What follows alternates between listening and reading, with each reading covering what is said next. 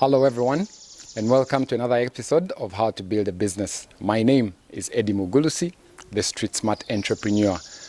I am the CEO at Fab Creations Ltd, a manufacturer of foods and beverages right here in the capital, Kampala. Today I want to talk about how to enter a market or how to open a market. This is something that we've been asked a couple of times, and I hope my experience or our experience could help shed a light and could provide some answers to people that are out there, all right? So, you have an idea, or you have a product, and you have a service. You're ready to hit the market, but you're not sure how to open up the market, how to gain market acceptance. That is very important. How do you do it? Number one, you need to identify a niche, all right? You need to identify a niche that has an existing gap, something that the competition is not providing. There are alternative products on the market, but there could be something that those alternative products are not giving the consumers in that market niche. You need to identify that problem. You need to identify that challenge. It is very vital before you even talk about starting up a product or taking it to the market. For the sake of shaking Kogi, if I could just give you a very brief background. We wanted to come up with a beverage with many health benefits, because there is a growing demand for proper eating, healthier lifestyles. This is the trend that people are moving towards. Now, the alternative products on the market, we realized, they were either sour, they were not pleasant. You couldn't give it to your daughter or son at home, and even you yourself, if you had to take it, you took it because of the benefits, but you did not take it because you wanted it to, refresh you or give you a good kind of feeling. We quickly knew this is our market entry point. So we began to do our research, and I won't bore you with the details, but it led us to this. A product that, unlike the competition, provides a refreshing effect. And on top of that, it can be taken by people of all ages, and they will equally enjoy it. So just like that, we identified a problem or a gap. We came up with a product that solves that problem or that filled that gap. And that was our strongest point, and it still is our strongest point. What am I trying to say?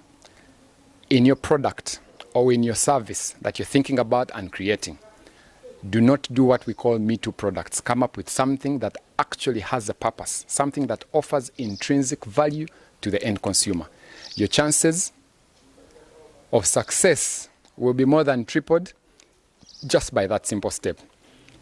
So when you do that, that process will allow you to do things like profiling the customer. You need to understand the customer. Where do they spend their time? Who are some of the people they engage with, all right?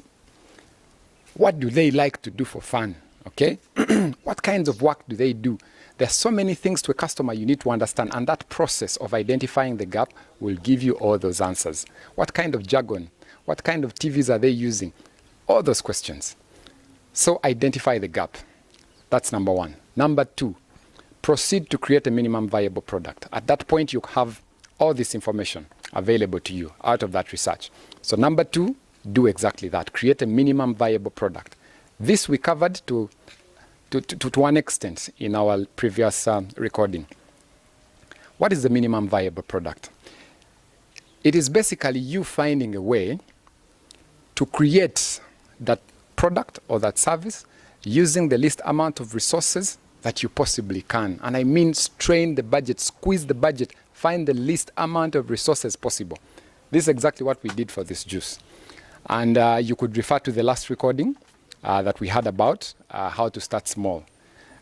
We used about 250,000 shillings to create a small sample, of juice that we then carried to the market.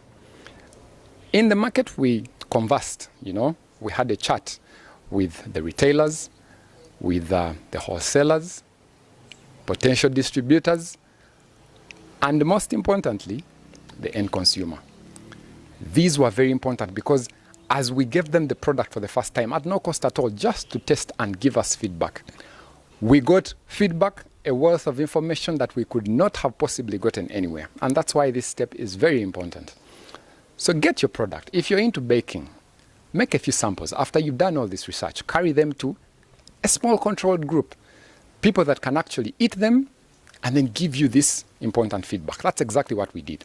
From this feedback, get back to the drawing board and make some changes. This process is termed as validated learning. So get back to the drawing board with your team, fine-tune the product, fine-tune the service. As the feedback comes in, carry out those changes, okay? Listen to the market.